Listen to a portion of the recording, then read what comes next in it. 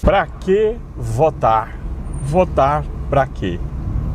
Esse é o podcast que propõe discutir, debater, falar sobre o nosso sistema político, o nosso emaranhado de partidos políticos e chegarmos a um ponto onde se provoque a reforma política no Brasil.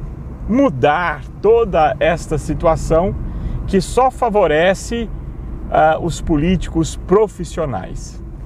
E nós falamos na semana passada sobre como os partidos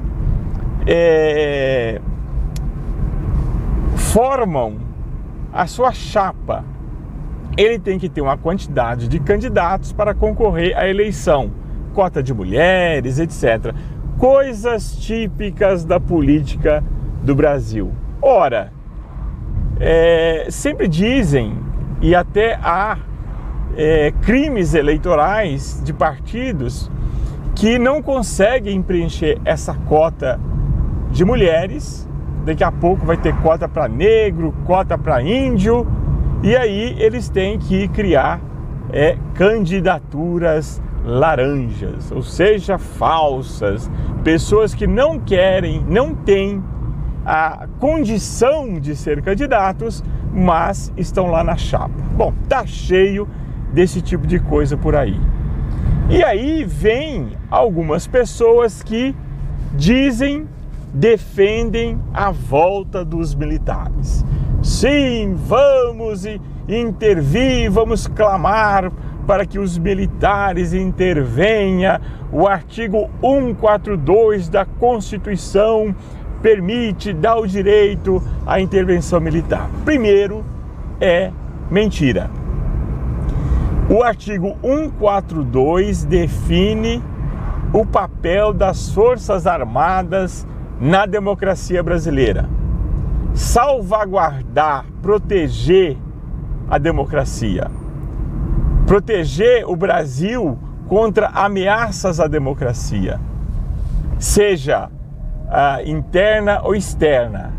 Não que prevê que os militares possam retornarem a ser um governo militar, como nós tivemos por 20 anos. Não é isso. E aí, uma pergunta básica, uma pergunta simples que eu deixo aqui para quem defenda ou veja com simpatia a volta dos militares. Quem são os militares? Os generais, os almirantes? Quem são, melhor dizendo, os comandantes das Forças Armadas? Quem seria, qual general, qual almirante, falta o outro lá, o graduado da aeronáutica, que me foge a patente agora, mas qual brigadeiro, se eu não me engano, qual seria esse graduado das Forças Armadas que seria o presidente? Mas aí não é o qual, na verdade é quem, e o quem não é conhecer a pessoa, não, é o João, é o José não sei das quantas, não, eu digo o que ele pensa, qual é a sua filosofia de vida, de governo, de país, uma palavra hoje tão achincalhada, tão prostituída, né? Ideologia, qual a sua ideologia? As pessoas que levantam essa faixa da intervenção militar, creio eu, que não se colocaram essa questão. Porque muito diferente dos militares de 64, que deram o contragolpe contra a esquerda comunista, comunismo internacional, que queria implantar o regime, o mesmo regime de Cuba, o mesmo regime da ex-União Soviética no Brasil. Esses militares de hoje são completamente diferentes. A sua cabeça, a sua mentalidade é completamente diferente dos militares daquela época. Os militares daquela época descendiam das famílias quatrocentonas de São Paulo, por exemplo, os fundadores de São Paulo. Por mais que hoje tenha aí movimentos que combatam os bandeirantes, como nós vimos aí recentemente, incendiaram a estátua do Borba Gato, que uma homenagem ao bandeirante Borba Gato. Por mais que haja movimentos que, sem analisar o papel da figura histórica e dissociá-la da visão de mundo de hoje, sem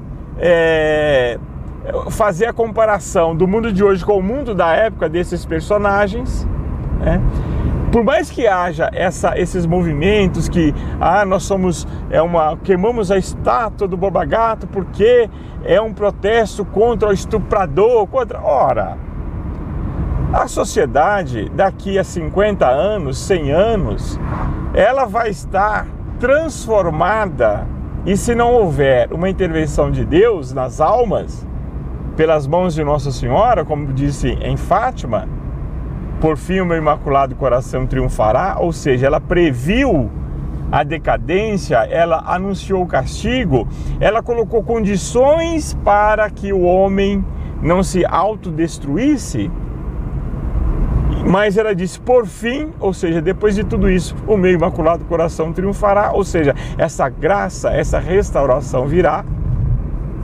Mas daqui a 100 anos, caso essa intervenção ainda não tenha acontecido, a sociedade pensará diferente da de hoje. Assim como a de hoje pensa diferente da sociedade de um século atrás. Mas os personagens de hoje, os atores de hoje que fazem a história, muitos desses serão combatidos no futuro por causa das suas posições de hoje. Mas apagar a história, apagar a memória deles é ridículo, assim como tentam fazer hoje com o Borba Gato, os bandeirantes, com tantos outros personagens históricos. Então, o que eu quero dizer, voltando para o nosso tema central, não fugindo, pegando novamente o fio da meada, os militares de hoje, tanto quanto os esquerdistas, os comunistas, como falam aí, jogam essa palavra ao vento como se isso explicasse tudo. É comunista, você é petista, é lulista.